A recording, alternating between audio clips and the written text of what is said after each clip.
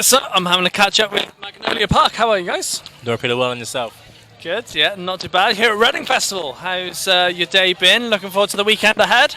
Oh yeah. It's our first time in Reading, so it's going to be a really good, legendary time for us for sure. Yeah, definitely. And last week you released not one but two EPs. Yeah. Tell us a bit about them. Yeah, we have one like harder EP that has like our like breakdown kind of songs, and then Soul Eater is our pop punk like more poppy EP.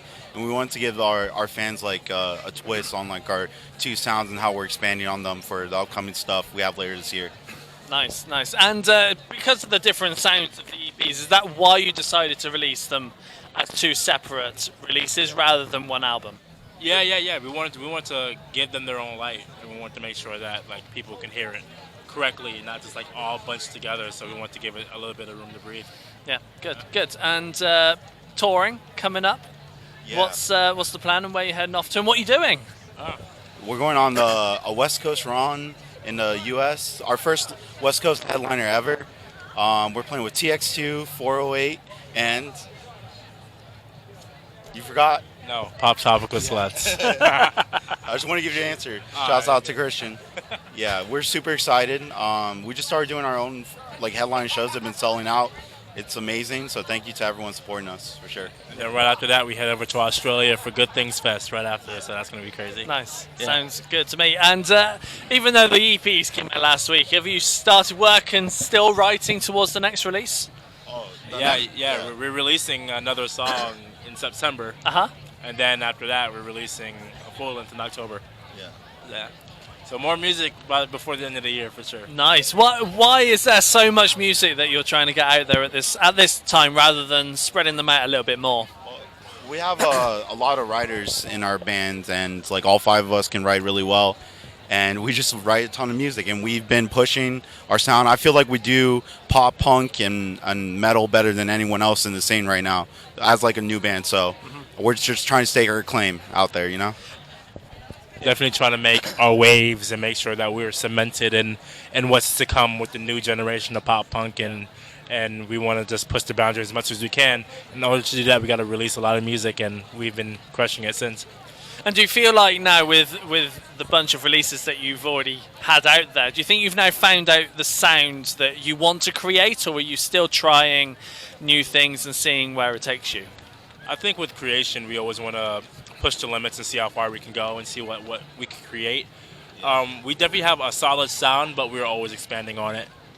Yeah, good. And when it comes to writing for you guys anyway, how do tracks normally start off when you sit down to write?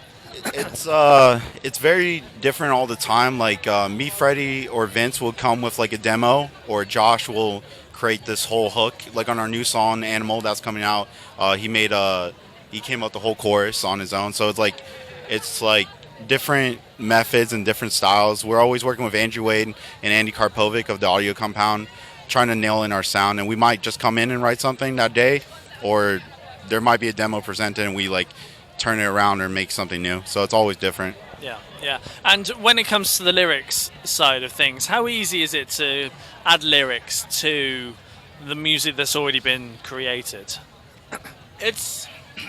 Sometimes it's challenging because we want to write something that's meaningful. We want to write something that actually like stands out to us.